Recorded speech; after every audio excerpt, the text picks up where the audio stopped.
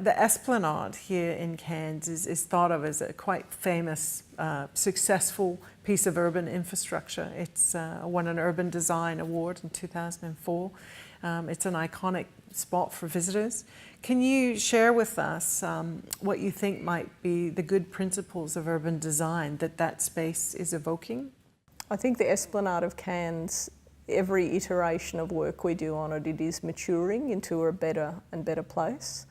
I do think that the lagoon and the work that was done in between 2000 and 2004 on the Esplanade was critical to shifting it from a kind of place that was not used to its full capacity to a place that was used by everyone. And it's because it's a free public pool with great facilities around it and everyone can come to enjoy it. And it starts to link the sea back into the middle of the city. So having the outdoors and picnic facilities on the Esplanade, and then came the lagoon, I think was a massive step for Cairns. Just the idea of the fact that they recognised that they needed to do something for people and that they needed to start looking at their waterfront was a big step. I think it's made up out of a variety of elements, and all of the elements together are probably the things that make people stay.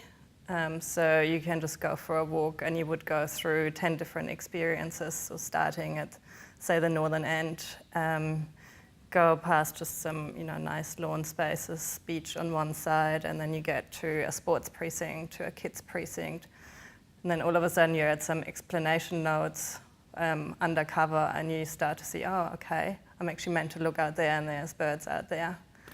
And all along the way you can just stop and rest and sit of any of the different seats that are available in the shade, not in the shade, under great tree canopies, no great tree canopies. And I think just that alone helped updating the waterfront immensely. When I came here, people would say, oh, well, Cairns is a nice place to visit, but you wouldn't spend time in the city. You go to the reef or to the rainforest, and people say, the city itself was, somewhat disappointing. I think now that's sort of changed around quite a lot, because that whole sort of the whole sort of activity there,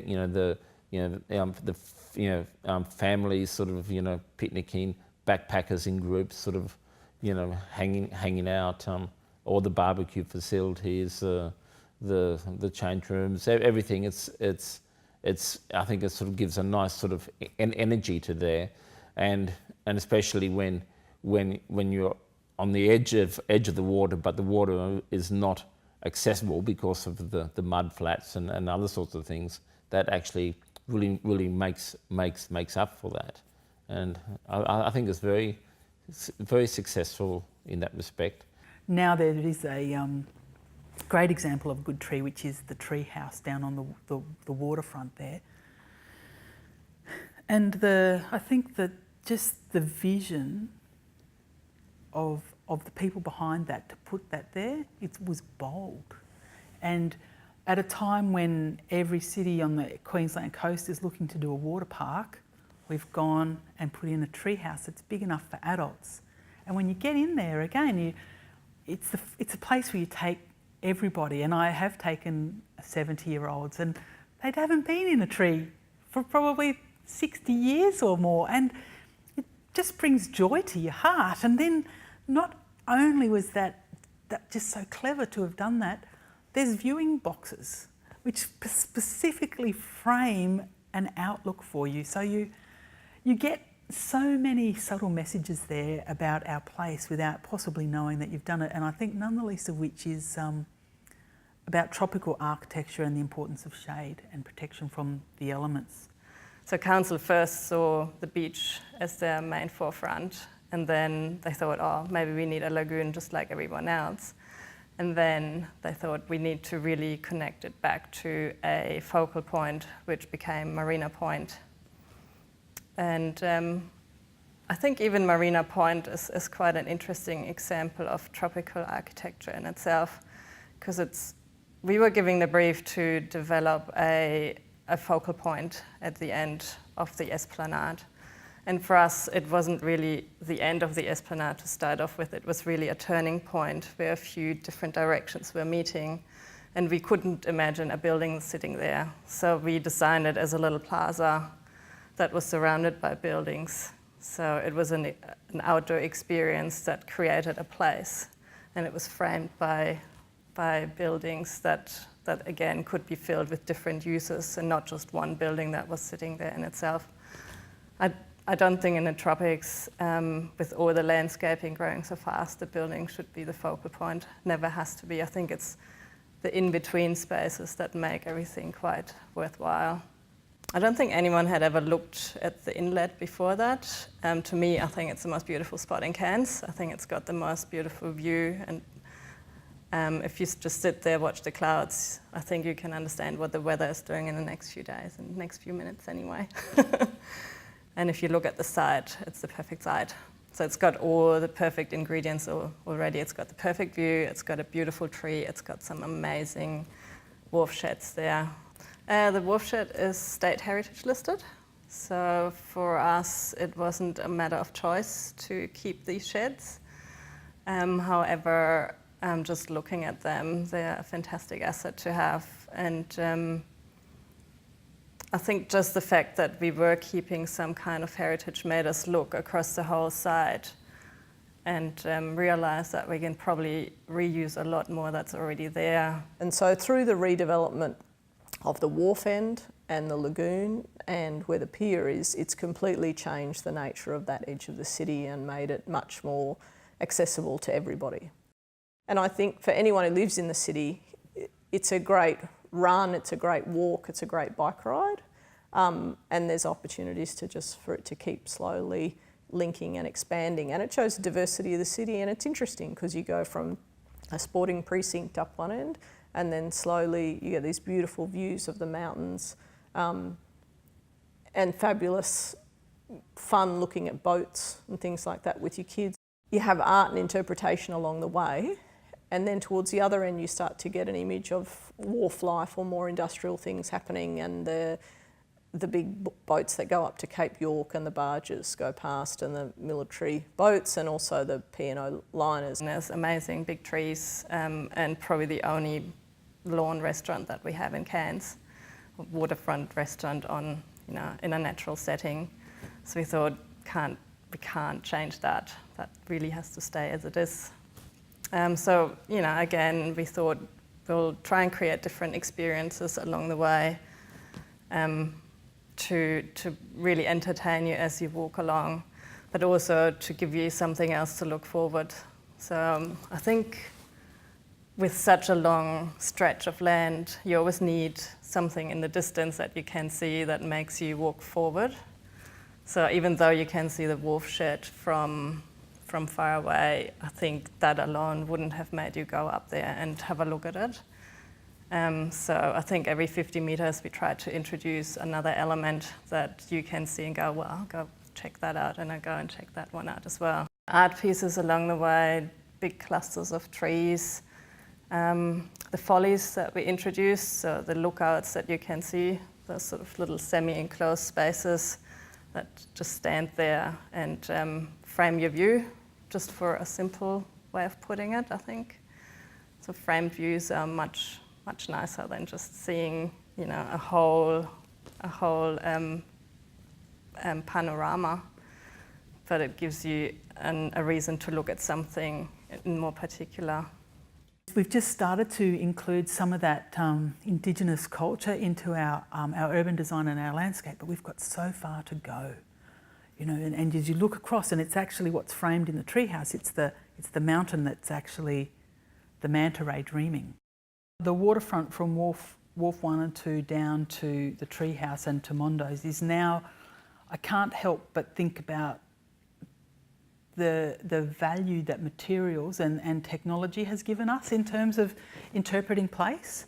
So yes, we've connected through an Indigenous heritage and also our natural environment. There's turtles, but as you walk along, we've now stenciled into the footpath words that connect us, and there's Indigenous words and then the translated meaning. And again, you start to get the vocabulary, the visual appropriateness of your place, and it gives you the values, the morals, the code of behaviour in this place, so you can start to look, interpret and appreciate the heritage. And I guess that if you see Indigenous words, you walk around the corner and you start to see Indigenous people doing whatever they are doing in our town, and you start to understand, okay, this is a rare place where we've got both of those things still, and we're lucky.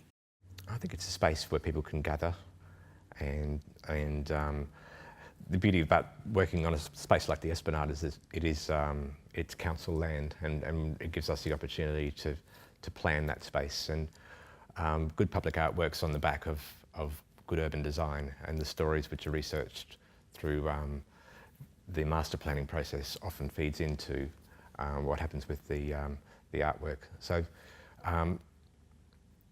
it's all about the brief in terms of the artist, and if we can get a really good solid base to work on in terms of the research, the demographic, the people that are using that space, then the artists have a much better opportunity to create a work which will engage with those people, I believe. So the Esplanade's a wonderful opportunity in that it's such a lovely open space, and that it is a place where people will naturally gravitate and form community. I did an analysis of TripAdvisor comments over a 4-year period, asking, I was looking at the data to see what the top 5 rated experiences were in Cairns. And interestingly, in the Cairns region, although the reef and the rainforest were items that people could choose as their favoured experience, the Esplanade Lagoon came out shining as by far the most popular and the most rated in the top 5, usually as number 1. Muddy's Playground, as part of that precinct, came in often at number 2. The Botanical Gardens made periodic entries in at sort of 4 or 5. And the Esplanade Boardwalk that connects Muddy's and the Esplanade Lagoon and the Ports North project around in the inlet was usually sort of number 2 or 3. So I would say the reasons why they loved those specified was that interaction with nature almost completely. Also looking like a place that they could have fun, and that was a really interesting point that came out. So it was what you could do in a place that people liked. It wasn't just a case of being there and for the sake of it. It was the fact that they had barbecue areas, that they had a swimming pool area, that they had places where you could do certain types of exercise, view birds. So there needed to be, it seemed to me from the research, there needed to be a number of points of activity. And of course, broader research tells us that you need commercial activity in a place as well. And I think that's something else that probably the Cairns Esplanade has, but could do even better, is the opportunities to engage in commerce in that site, to make people really engage in it. I guess a little bit of a criticism of it is that perhaps there could be more activity along that avenue that leads down to the pier and to the salt house. Like, you know, there's I think the change rooms, and there may be a cafe or something, but if there were probably a few more sort of elements that could help draw people down from the CBD back down to the pier, it could be more sort of integrated in that way. But generally, I think it's a fantastic piece of design. The people who are designing Cairns really named that as our prime example of great tropical urban design. But if you think about it, it doesn't have a lot of shade. There are times when I'll go down to the Esplanade, it's actually quite hot. You might want to go for a run and there's a breeze coming in, but it's so manicured with isolated trees and not a lot of lush gardens that it actually does get quite hot. And, you know, I don't let my kids go out to the Esplanade Lagoon because there's no shade and they come back like a chip, and you can see the the English backpackers who are out there, slowly sizzling away. So I guess from a personal resident's perspective, I would say that I don't. It's not my favourite of the three, but it's still wonderful. You still feel like you're on holiday when you're there. But from the tourist perspective, it is universally loved.